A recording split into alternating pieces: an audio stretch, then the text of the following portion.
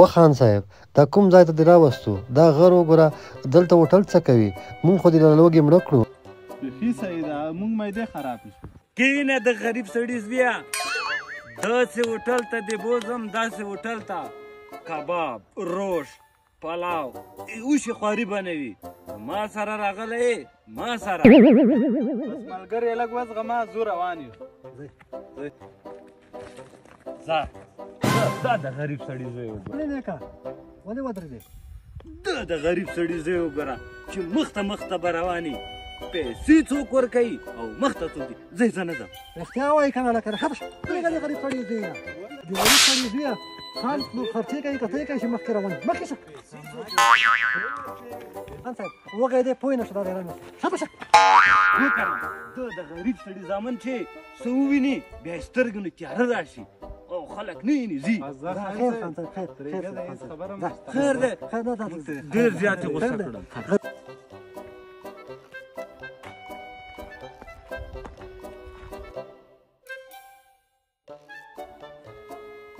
راځه خان صاحب، دلته کښېنه. او که نه د غریب سړي زامنو خرچې به زما کېږي او زما نه وړاندې به تاسو کېنئ. پاڅئ!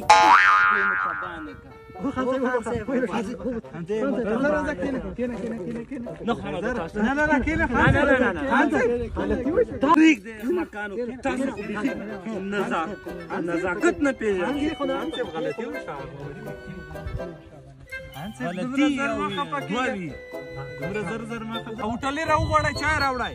ډېر زیات غوسه وم، ډېر زیات غوسه وم. پته دا بالښت راکړه.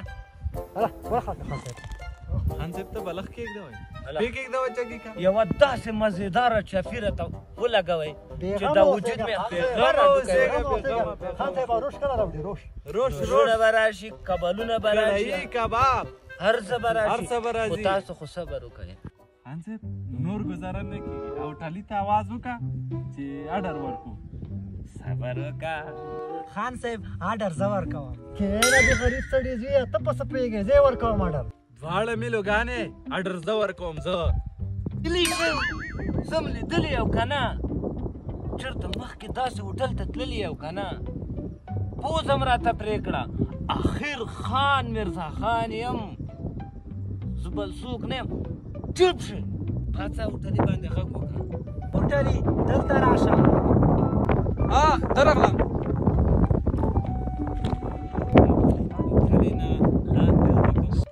جی حضور، اډر کوه، څه راوړم درته؟ دا راته ووایه چې د خوراک دپاره څه لرې؟ جی حضور، بنډۍ 50، کورخې 50، چولې 50، چکني او ساعت ورسره مفته. څه راوړم؟ اډر راته وکړه.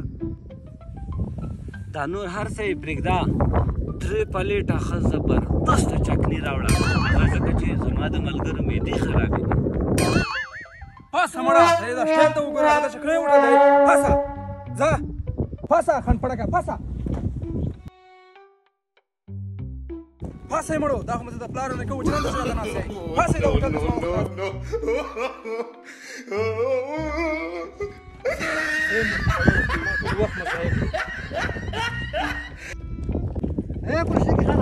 پرشتکي خان ماته راوایي.